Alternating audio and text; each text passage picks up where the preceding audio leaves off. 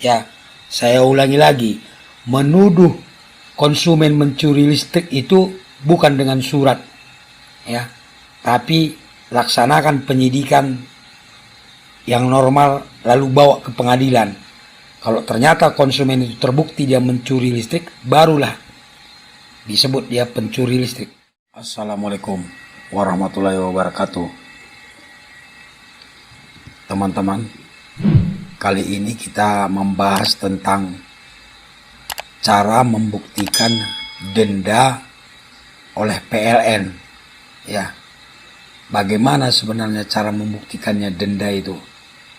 Karena ada pertanyaan begini, Bang, saya punya rumah, nggak pernah saya tempati katanya. Karena rumah ini baru dibangun di perumahan dan belum ditempati. Tahu-tahu datang tagihan dari PLN sampai 50-an juta katanya. Katanya saya mencuri listrik. Itu katanya meteran listrik itu rusak. Saya pun bingung banget. Saya nggak pernah pegang-pegang. Bahkan listriknya nggak pernah dipakai katanya. Tahu-tahu datang aja surat tagihan denda sampai seperti itu. Lalu dicopot listriknya. Itu bagaimana Bang katanya. Itulah yang kita bahas teman-teman. Karena memang banyak pertanyaan tentang hal ini, di mana konsumen merasa tidak melakukan apa-apa, bahkan tidak pernah menggunakan listrik itu, tapi denda tagihannya itu sampai puluhan juta. Kalau nggak dibayar, katanya mau dilaporkan pencurian listrik atau dicabut listriknya. Ini bagaimana? Ya. Jadi saya mau membahasnya sederhana saja. Ada dua hal tentang kesalahan konsumen terhadap pemakaian listrik ini. Satu merupakan pelanggaran ya. Yang kedua tindak pidana pencurian listrik. Nah, kita bahas satu-satu rekan-rekan. Tindak pidana pencurian listrik ini diatur di pasal 51 ayat 3 Undang-Undang Nomor 30 tahun 2009 tentang ketenaga listrikan. Bunyinya begini. Setiap orang yang menggunakan tenaga listrik yang bukan haknya secara melawan hukum dipidana dengan pidana penjara paling lama 7 tahun dan denda paling banyak 2.500.000.000 rupiah. 2,5 miliar. Itu kalau kita mencuri listrik. Contoh mencuri listrik itu bagaimana? Kita sambungkan sendiri ya kan, tanpa melalui meteran gitu. Atau kita rusak meterannya, akhirnya aliran listrik itu masuk ke tempat kita tanpa melalui meteran. Jadi itulah namanya mencuri ya. Sengaja gitu loh. Kita sengaja merusak meteran itu, lalu kita alirkan secara langsung untuk kita gunakan, akhirnya tidak terhitung di meteran itu kan. Itu mencuri listrik namanya. Atau kita sambungkan langsung ke tiang listrik sana dengan sengaja. Nah, itu dia kalau pencurian. Nah, membuktikannya tidak hanya dengan omongan rekan-rekan.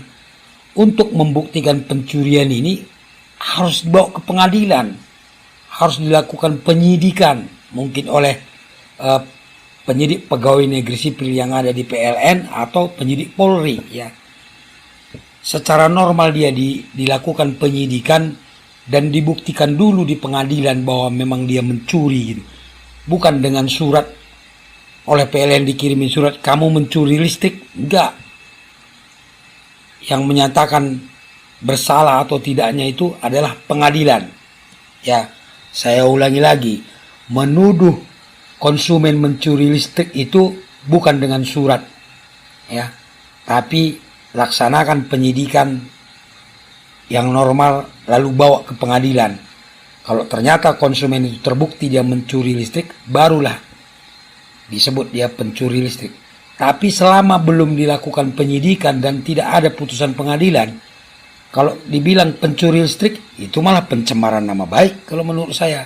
Ya, PLN itu kalau menuduh kita mencuri listrik tanpa ada putusan pengadilan, itu pencemaran nama baik menurut saya ya teman-teman. Itu yang pertama. Yang kedua, pelanggaran.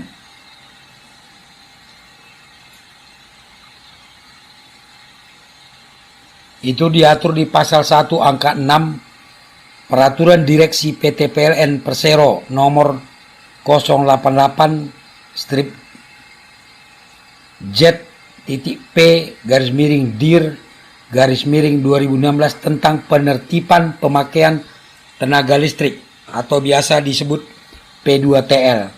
Nah, penertiban pemakaian tenaga listrik yang selanjutnya disebut P2TL adalah rangkaian kegiatan meliputi perencanaan, pemeriksaan, tindakan teknis dan atau hukum dan penyelesaian yang dilakukan oleh PLN terhadap instalasi PLN dan atau instalasi pemakai tenaga listrik dari PLN. Kita bacakan ya. Terdapat 4 golongan pelanggaran pemakaian tenaga listrik, yaitu A. Pelanggaran golongan 1 merupakan pelanggaran yang mempengaruhi batas daya tetapi tidak mempengaruhi pengukuran energi.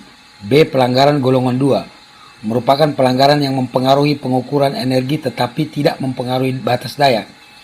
C. Pelanggaran golongan 3 merupakan pelanggaran yang mempengaruhi batas daya dan mempengaruhi pengukuran energi. D. Pelanggaran golongan 4 merupakan pelanggaran yang dilakukan oleh bukan pelanggan yang menggunakan tenaga listrik tanpa alas hak yang sah.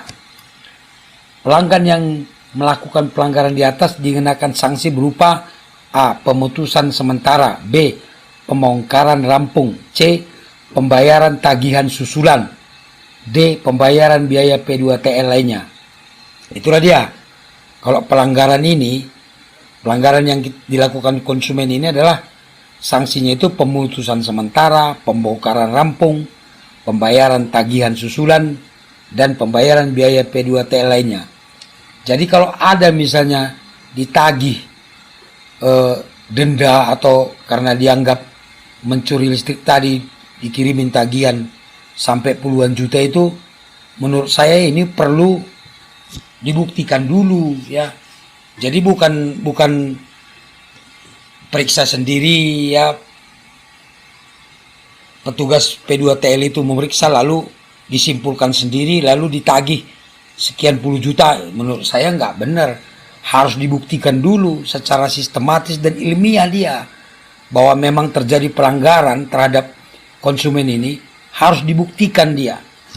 Kalaupun diberikan surat misalnya ke konsumen tentang pelanggaran ini, dijelaskan pelanggaran apa yang dilakukan dan bukti-buktinya, fakta-faktanya harus ada, bukan surat aja ujuk-ujuk datang surat membuat konsumen bingung rekan-rekan. Memang ada solusinya ya.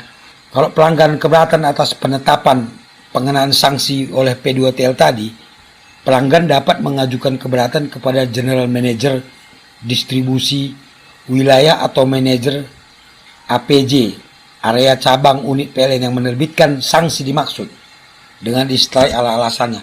Memang kita bisa mengajukan keberatan dengan alasan kita. Tapi kalau misalnya PLN sendiri menduduhkan kita melakukan pelanggaran tapi tidak menjelaskannya secara detail, bagaimana pula kita memberikan alasan ya rekan-rekan. Dan saya dengar-dengar, mudah-mudahan saya salah ya kan, jarang-jarang juga keberatan ini diterima gitu loh. Tetap saja mereka menuntut, dan itu membuat pelanggan kan jadi terjebak dia. Kalau nggak dibayar listriknya dicabut, dimatikan, diputus. Kalau dibayar dia juga bingung, ini bagaimana kok bisa terjadi. Sementara seperti saya jelaskan tadi, mereka tidak pernah merasa menggunakan listrik dan rumahnya pun ditinggal. Jadi teman-teman, kedua permasalahan tadi, tidak pidana pencurian listrik dan pelanggaran yang dituduhkan oleh petugas P2TL itu harus dibuktikan ya terlebih dahulu sebelum mereka menyatakan pelanggan ini bersalah melakukan pelanggaran ataupun pencurian listrik. Apalagi diminta denda dengan alasan tuduhan pencurian listrik. Ingat, kalau sudah masuk ke pencurian listrik seperti dimaksud di pasal 51 ayat 3 tadi, itu harus dibuktikan di pengadilan, ya kan? Harus disidik dulu, bukan langsung ujuk-ujuk ditagih teman-teman. Ya, jadi kalau kita mengalami hal seperti ini, seperti cerita teman kita tadi, tiba-tiba dia ditagih puluhan juta tanpa tahu sebab, minta penjelasannya kepada PLN. Apakah melakukan pelanggaran atau melakukan tindak pidana pencurian listrik. Kalau tindak pidana pencurian listrik, ancaman hukumannya tadi udah jelas, 7 tahun penjara. Tapi harus melalui pengadilan, ya, bukan ujuk-ujuk. Nah, kalau dia pelanggaran dan didenda sekian puluh juta, harus dijelaskan secara terperinci pelanggarannya apa dan bukti-buktinya apa gitu loh, yang masuk akal dan logika. Itulah hak-hak konsumen, rekan-rekan.